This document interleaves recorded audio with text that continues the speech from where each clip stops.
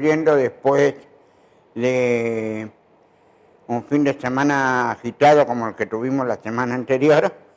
Y hoy volvemos un poco para retomar este temario que dejamos pendiente, el tema de la sanción, mejor dicho, la media sanción a la ley de perros guía, como habíamos hablado en la entrevista con Celeste, Yani, Maximiliano, Marc y Bandit, que estaban promoviendo precisamente esta ley.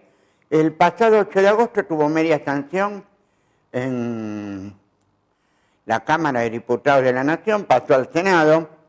Digamos que es una de las primeras normas que va a tratar la flamante Comisión de Discapacidad del Senado, ¿no? También vamos a ver un poco ahora en un ratito qué pasó con los Juegos Paralímpicos que empezaron el pasado miércoles y que donde ya nuestra representación obtuvo 2 medallas. Y también vamos a ver el tema central del día de hoy va a ser hipoacusia. Un poco hablando con la producción decía, falta este tema, bueno, casa de herrero, cuchillo de palo, y nos faltaba hablar de este tema tan candente, más en particular para quien precisamente les habla, ¿no?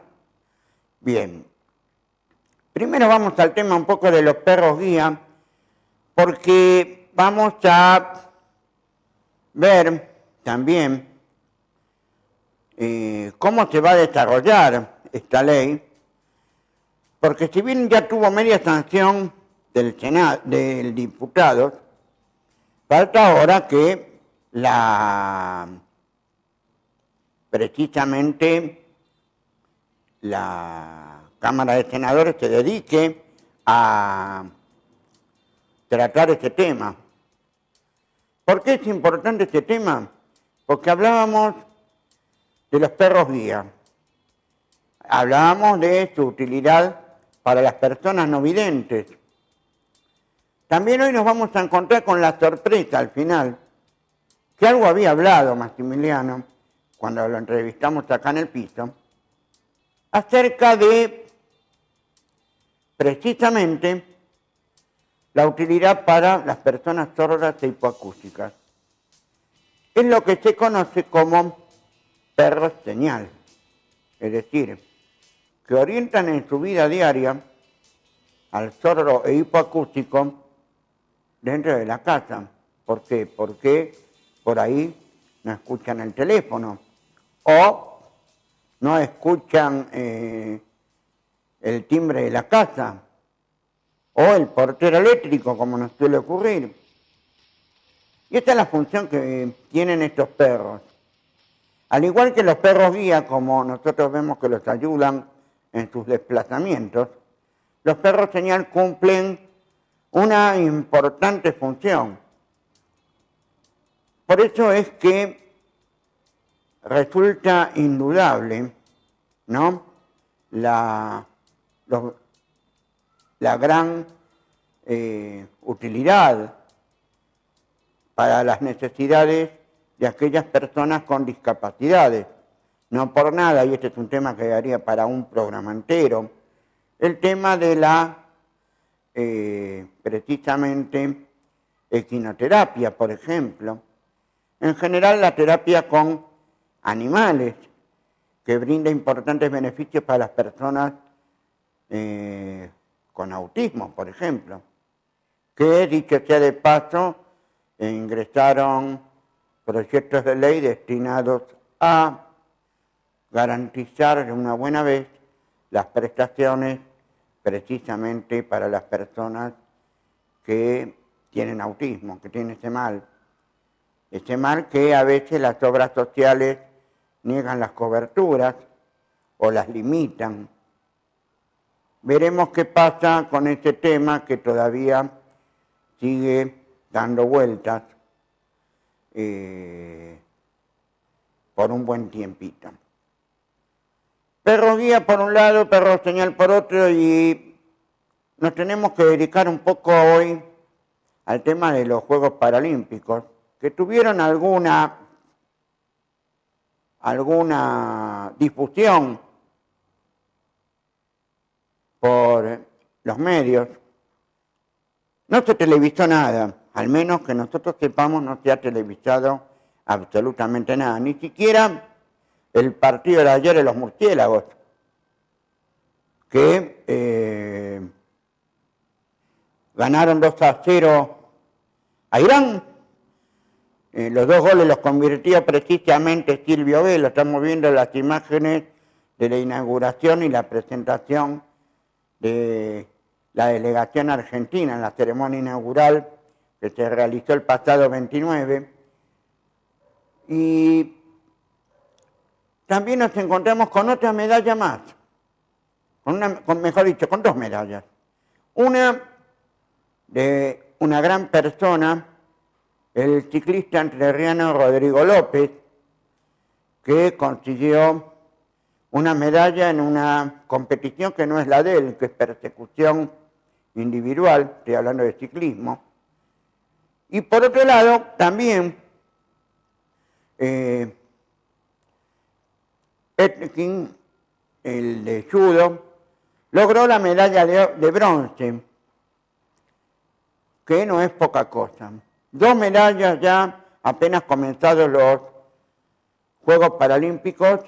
Hoy teóricamente jugaba los murciélagos su segundo partido y el martes juegan con el subcampeón mundial que es España. Vamos a ver si pasan la ronda clasificatoria, por ahí los televisen a los murciélagos, ¿no? Lo cierto que también hubo otras participaciones donde Nadia Pérez en natación salió entre los 6 primeros. En equitación también se compitió. Y vamos a, seguramente, el día martes, durante la emisión de Barricada Deportiva, hacerles un pequeño compacto en imágenes de lo que ha sucedido desde la inauguración de los Juegos Olímpicos hasta por lo menos el lunes, ¿no? Una manera de conocerlos, de ver si es posible los goles de los murciélagos y de ver también el desempeño de estos deportistas con discapacidad, que son tan capaces como los demás, nada más que el deporte es adaptado, ¿no? Como para que algunos piensen, a pesar de la escasa difusión, Clarín le sacó 2 renglones, Página 12 otros 2 renglones, ¿no? Como siempre, 2 palabras. Ahora eso sí, cuando hablamos de los Juegos Olímpicos, desplegamos páginas centrales, ¿no? Y qué contrasentido, ¿no? Y bien, son cosas que no escapan a lo económico, ¿no? Porque para los grandes medios la discapacidad no vende. Y esa es la razón por la cual no se difunde. Pero también sobrevuela otro paradigma, ¿no? El social, donde precisamente es el de la inutilidad, ¿no? Que no sirven. Por eso mismo, cuando destacamos el paradigma de las capacidades diferentes, tanto en lo laboral como en lo deportivo, como lo mismo en lo educativo, precisamente estamos tratando de hacerle frente a ese pensamiento social que también es compartido en parte por el Estado, si no, no se negarían las prestaciones, como se niegan a veces, donde el que tiene medios solamente llega a interponer un amparo para pensarlo. En el próximo bloque vamos a hablar de hipoacusia, qué es, cuáles son las causas, qué tipo de hipoacusias hay, para empezar a meternos un poco en el tema y empezar a comprender de qué se trata un mal que a veces es congénito, pero otras veces lo adquirimos. Ya volvemos. When I see your eyes, Freud will be very, very, very mine.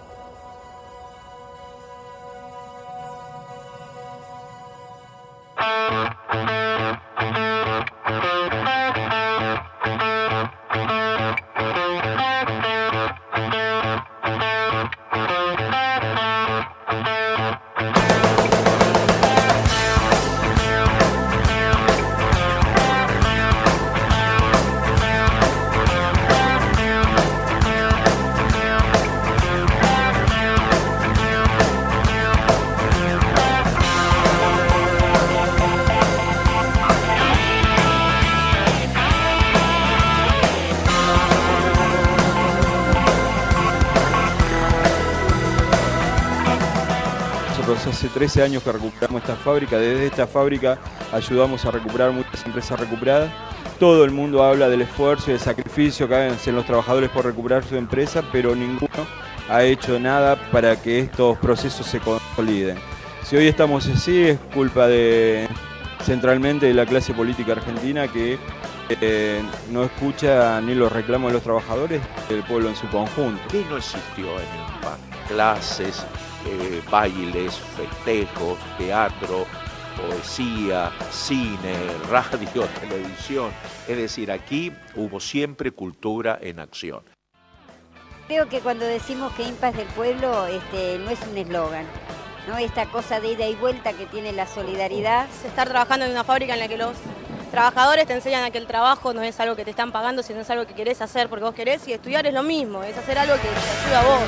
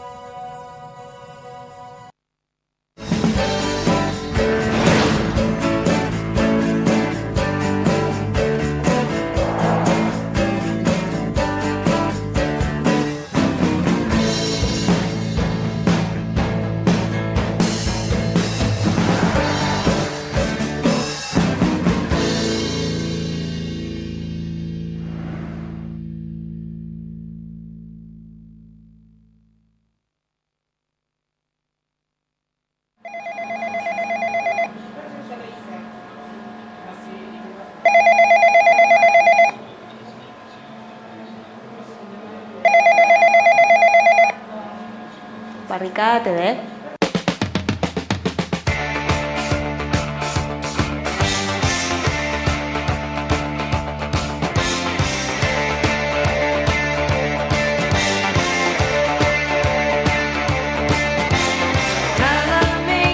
Barricada TV, Canal 5 de Almagro, transmitiendo en vivo desde INPA, la primera fábrica recuperada del país. Si te querés comunicar, podés llamar al 4981-3730 interno 117 o podés escribir al correo barricadatv@gmail.com.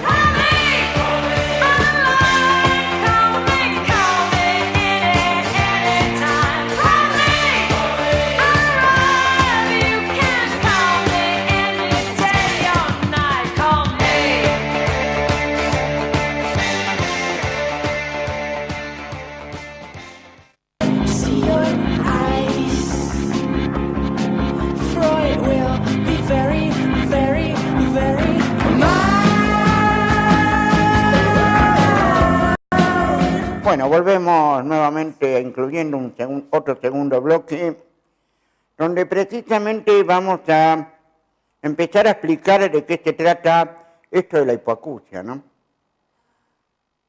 Si bien, como dice la palabra, hipo menos acusia, audición, es una disminución de la audición, ¿no? Es decir, que escucha menos de lo que normalmente el ser humano puede escuchar. Se diferencia de otra patología que se denomina anacusia. Anacusia es el nombre científico médico de la sordera. Ahora bien, la hipoacusia suele presentarse a veces a muy temprana edad y a veces en la juventud y en muchas oportunidades en la adultez. Distintas son las causas las que van a dar vueltas en estas cuestiones.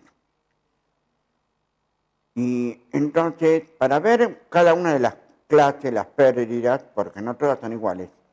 Por ejemplo, está la conductiva, que es la que se debe, un tapón de cera que normalmente nos molesta, a veces nos ocasiona un poco de zumbido, y entonces nos vamos al otorrino, nos revisa y bueno, hay que hacer un lavaje de oídos sí o sí, porque el tapón es lo que nos está provocando la disminución de la audición. También puede ocurrir que haya otras patologías en el oído medio, en el oído interno, más en el oído medio, como en el caso de pequeños tumorcitos como los colesteatomas, que en general derivan en una supuración que a la larga va a obligar, por supuesto, a la debida intervención médica y quirúrgica. Sin embargo, las causas de la hipoacusia también pueden ir a derivar a una hipoacusia perceptiva, es decir, no se distingue bien el sonido, ¿sí? Entonces, cuando no se distingue bien el sonido, escuchamos una onda sonora, pero no distinguimos qué es. Nos pasa en las charlas, en las reuniones.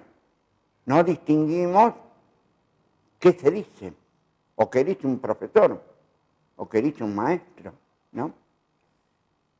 Y entonces, también las causas pueden ser de diversa índole, inclusive las adquiridas. Olvidémonos por un ratito de la hipoacusia congénita, es decir, la que puede llegar a ocurrir, que por supuesto no es la mayoría de las veces,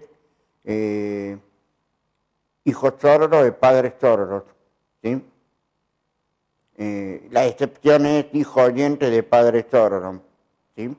Por una cuestión genética. Hay causas que permiten adquirir la hipoacusia.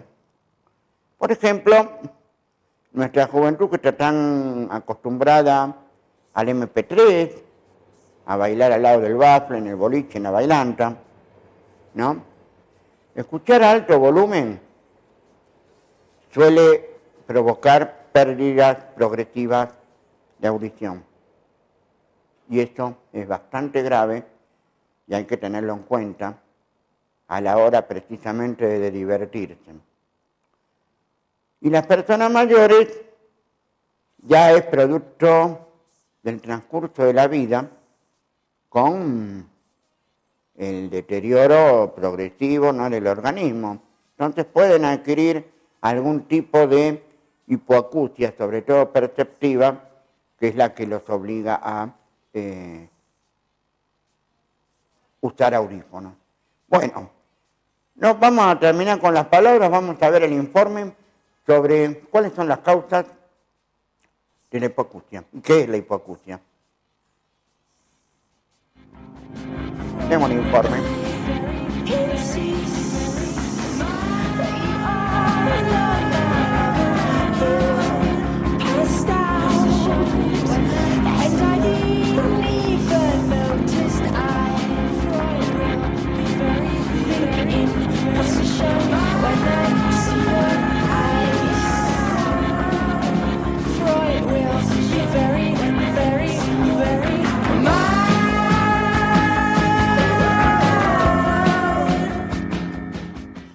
Los oídos están activos constantemente, captan las ondas sonoras y las transforman en información que el cerebro es capaz de interpretar, como por ejemplo la música y el habla.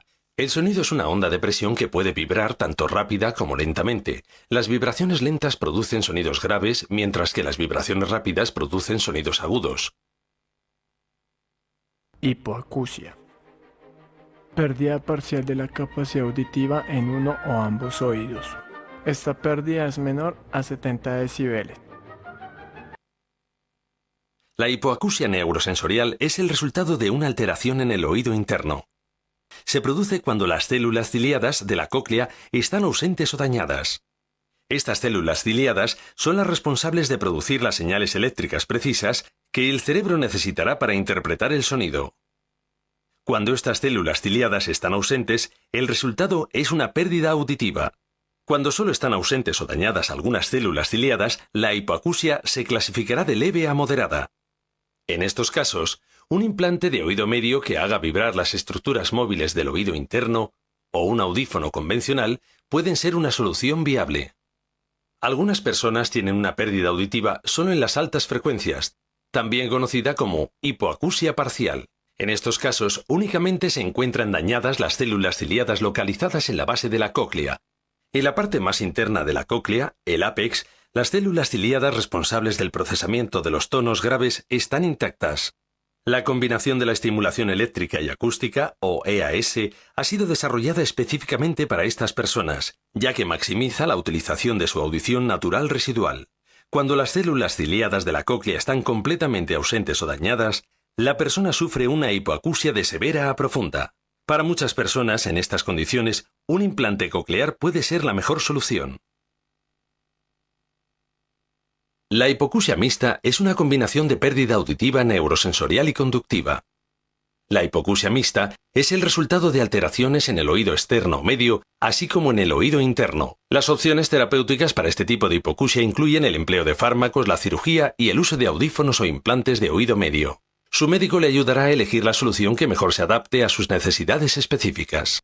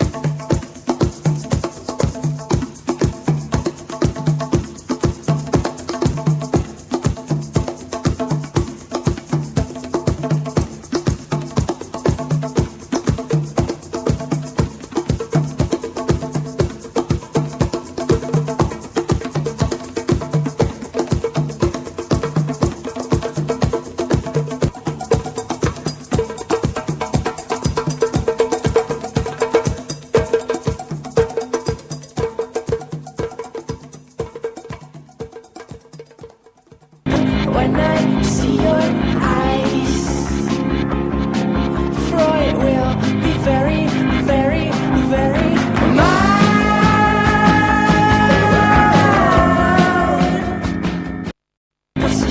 Bueno, muy bien, volvemos. En este tercer bloque de Incluyendo vimos qué tipo de hipoacusias había, cuáles eran. Vimos la neurosensorial, la mixta. Bueno, ahora sabemos de qué se trata la hipoacusia. Ahora bien, ¿cómo la prevenimos? Algo hablé en el bloque anterior acerca de, con respecto al volumen de la radio, del MP3. Sin embargo, acá lo que nos tiene que convocar es precisamente algo que se llama detección temprana de la hipoacusia. ¿Por qué? Y por este sencillo motivo, yo hace unos años fui a dar un par de charlas a la Villa 20, acá en la ciudad de Buenos Aires. Son cosas que uno no olvida, ¿no? En una charla, cómo obtener el certificado de discapacidad. Entramos por los pasillos angostos y un pibe correteando, ¿no? De un lado para el otro, casi sin sentido. La madre que lo llamaba y no se dio cuenta o le costaba entender que su hijo era sordo, ¿no? A todo esto ese chico tendría 4 o 5 años, ¿no? Por eso muchas veces digo que es muy importante la prevención, la detección temprana.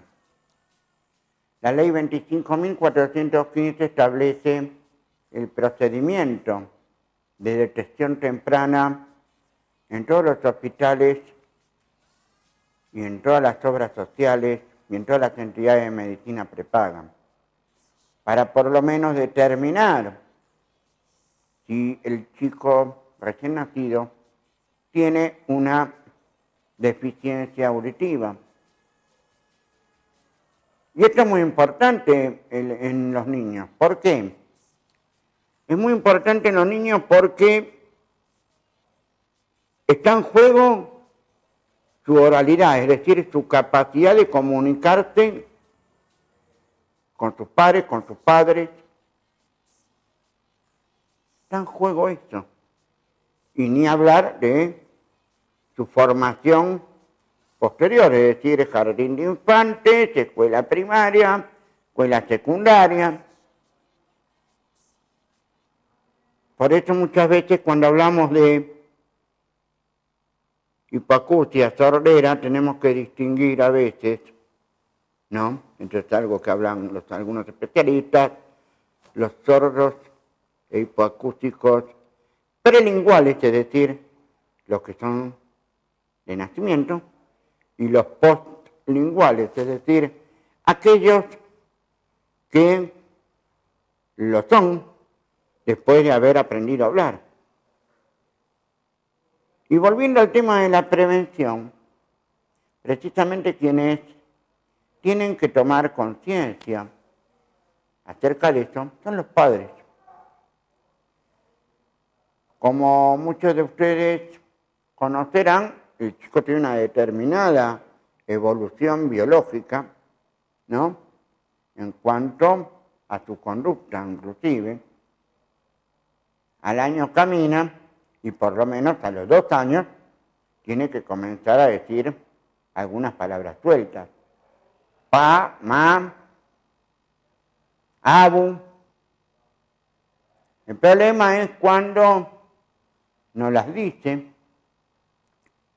cuando, por ejemplo, lo llamamos y siguen su juego, o también cuando vemos que no le llama la atención algún ruido fuerte, extraño. Entonces ahí es momento de la obligada consulta médica para determinar si es un tapón de cera o es una hipoacusia o es una sordera. Y es importante distinguir sordera de hipoacusia, ¿no? Porque cuando estamos hablando de sordera, directamente el nervio auditivo prácticamente no funciona. Por eso hablaba de la importancia de las células cocleares, ¿no? Y un estadio cercano a la sordera es la hipoacusia profunda, cuando están afectadas las células de la cóclea, y allí precisamente lo que se precisa es una ayuda específica que se denomina implante coclear.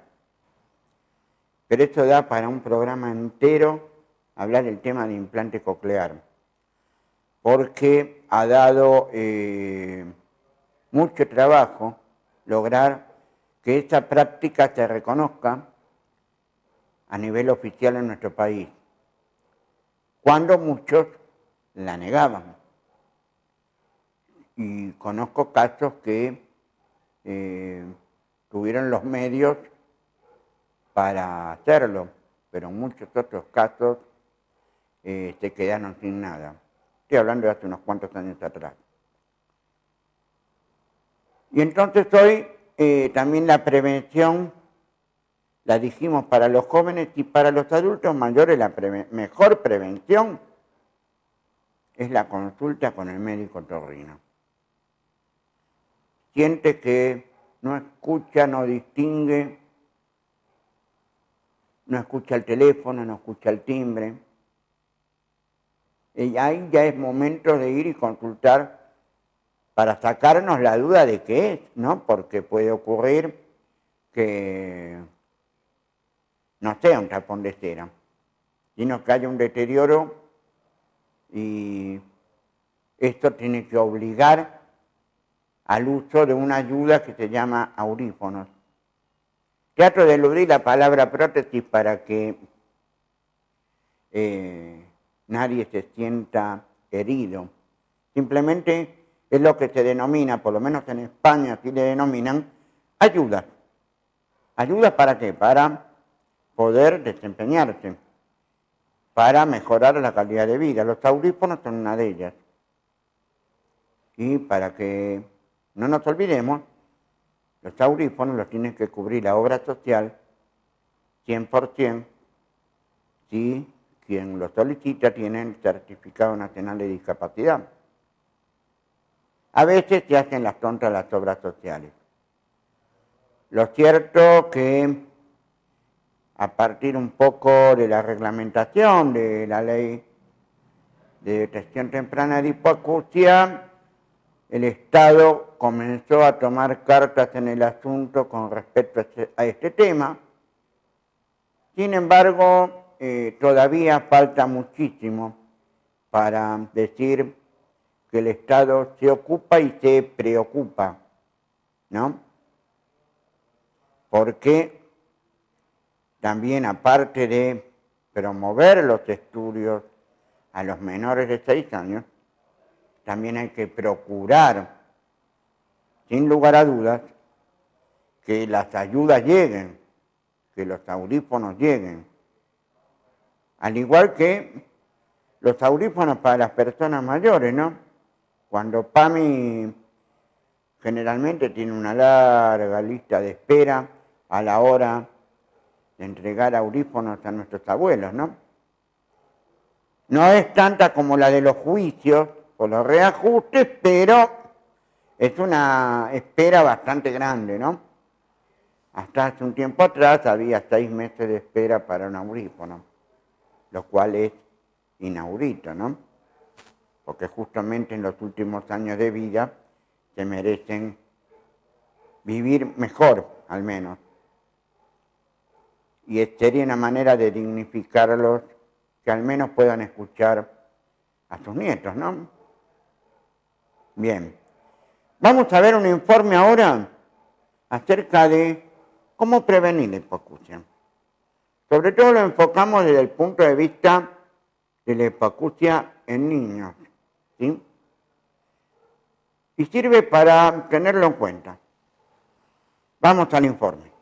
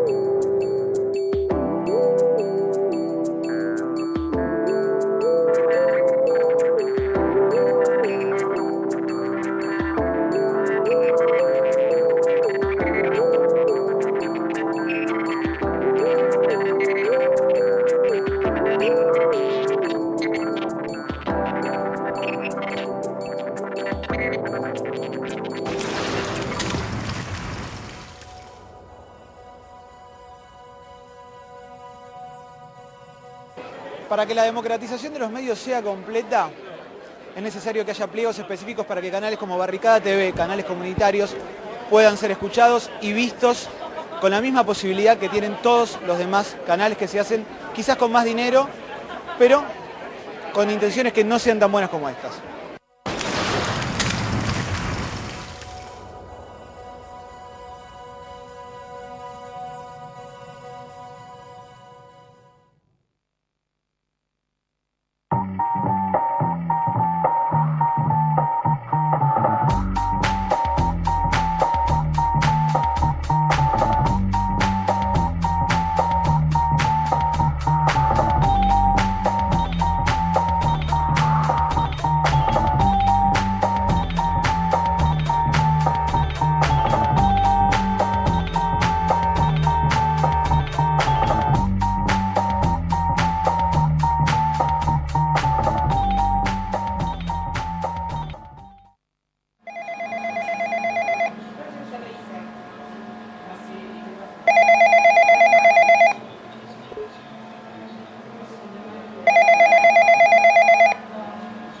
Barricada TV.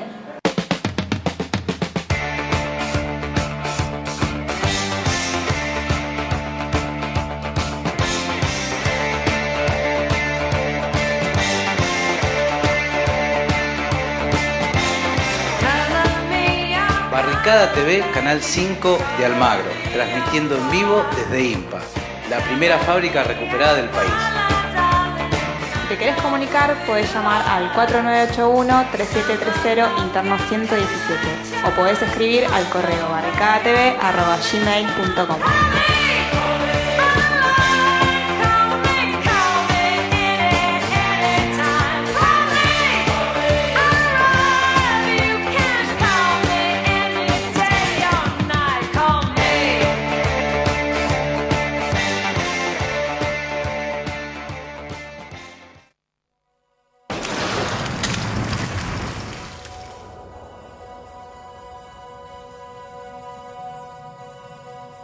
See your eyes.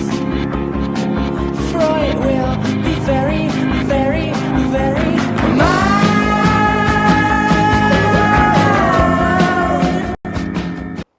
Bueno, volvemos en el último bloque de Incluyendo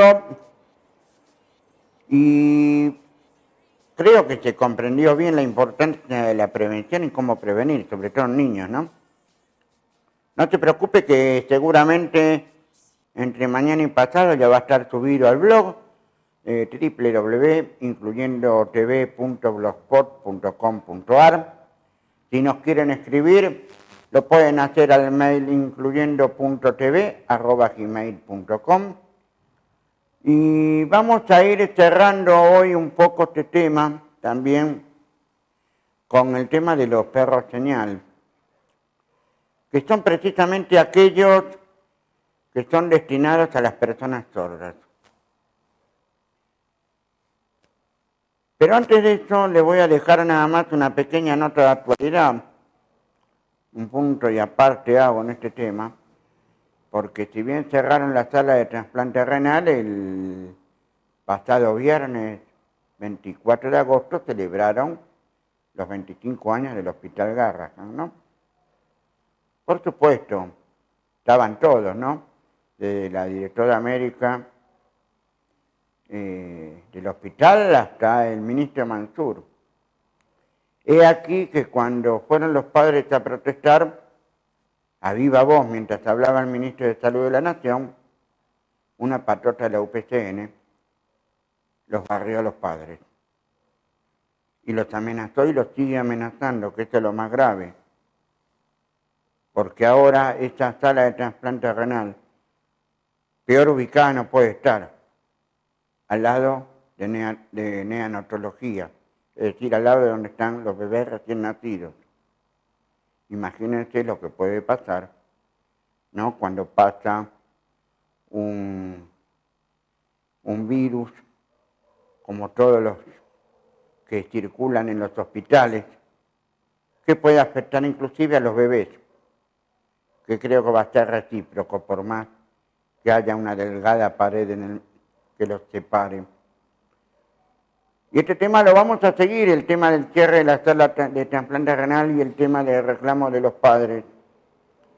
Lo vamos a seguir porque me parece que los funcionarios del Hospital Garrahan se olvidaron de la resolución 111 del 05 que establece el aislamiento para los pacientes trasplantados y post-trasplantados. Esta resolución es del INCUCAI. Y el INCUCAI también debería tomar cartas en el asunto, porque no se está respetando en este traslado una norma que ellos mismos dictaron. Vaya a saber por ahí, como quien dice el dicho popular, entre bueyes no hay cornada, ¿no? Es decir, el kirchnerismo cómplice con el macrismo, ¿no? No nos olvidemos que el Garrahan es mitad nación, mitad ciudad de Buenos Aires. Esta sola cuestión empaña el festejo de los 25 años. Por más que me hablen de un banco móvil de sangre, son cosas que no se pueden dejar pasar. Es que no sé, a lo mejor estarán esperando que se muera un pibe trasplantado renal para recién ahí darse cuenta que se equivocaron. En fin, veremos qué sucede en las próximas semanas. Bueno, nos vamos a ir despidiendo por hoy, por este sábado, con un video muy particular. Es una entrevista a la responsable de ASCAL, una organización sin fines de lucro, que entrena y prepara a perros para las personas sordas. ¿Ustedes se acuerdan cuando hablábamos con Celeste y Maximiliano Marc de los perros guía, la raza de perros? No. Ellos hablaban de los labradores. Bueno, esta gente en España prepara perros de las perreras o de las casas donde están depositados, es decir, perros comunes. Los dejo con el informe de los perros señal y nos encontraremos el próximo sábado a las 17 horas aquí, en Barricada TV.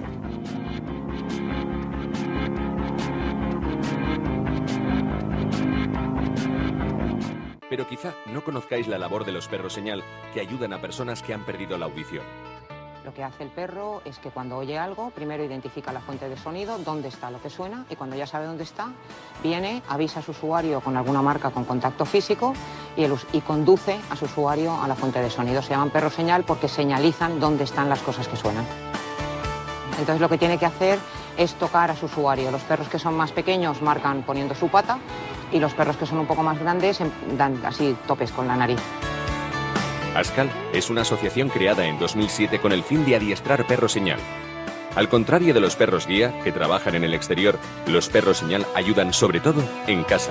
Avisan de que suena la puerta, de que suena el interfono, de que suena el despertador, de que suena el teléfono. Hay personas con pérdida auditiva que con el audífono en una determinada posición pueden hablar por teléfono.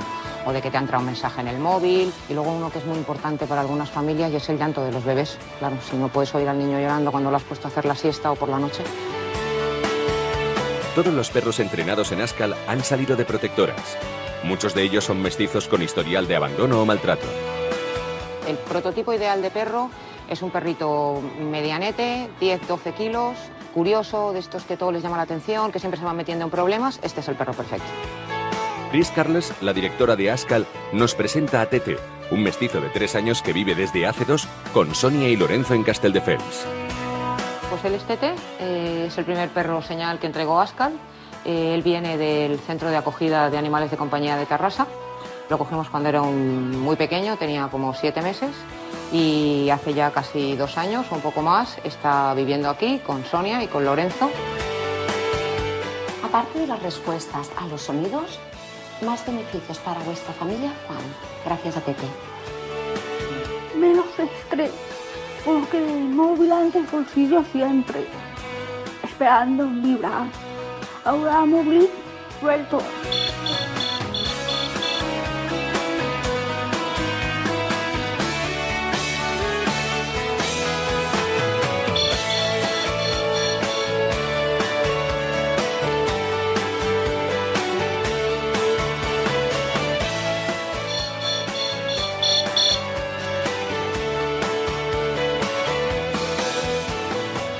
también calle pasear, sonido real, algo, mira, que yo también copio mío, algunas cosas está risa, otras depende cosa que... También paseando por el perro, por la calle, por ejemplo, el Tete mira si hay alguna persona detrás nuestro, que nosotros también tampoco podemos detectar si hay personas detrás nuestro, y gracias a su compañía nos detectamos que haya personas detrás nuestro. Y si ve personas extrañas también nos avisan. La verdad es que nosotros también copiamos las actitudes del perro en la calle. Aunque Sonia y Lorenzo cuentan con medios tecnológicos que les ayudan en el día a día, Tete los suple si, por ejemplo, se duermen en el sofá.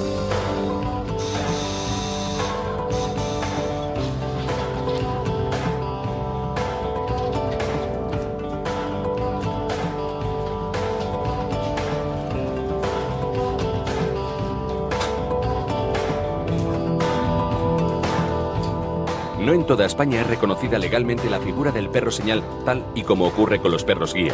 Esto les ha ocasionado algún que otro problema a Sonia y Lorenzo cuando han viajado con Tete. Barcelona, Madrid, problema, nada. Metro, Madrid, pero justo salir a metro protestando. Pero al volver metro hasta el AVE, problema. Entonces, explicar, metro, sí, el perro especial. Al final... Sí, porque nos dijeron en el metro de Madrid que estaban autorizados los perros de menos de 10 kilos. Y además, Tete tampoco llega a los 10 kilos, solo pesa 8, por lo tanto tampoco entendimos que nos pusieran tantos problemas, pero bueno, al final pudimos acceder. Un perro de la 11 puede entrar en todas partes. Entonces, en Cataluña, en Galicia, en Valencia, en Castilla, León y en Euskadi, hay leyes que dan derecho de acceso público a estos perros. Entonces, en esas comunidades autónomas, el perro debidamente acreditado, con una capa identificativa, con un carnet, tiene derecho a entrar en todas partes, en transportes públicos, en un restaurante, en un centro comercial.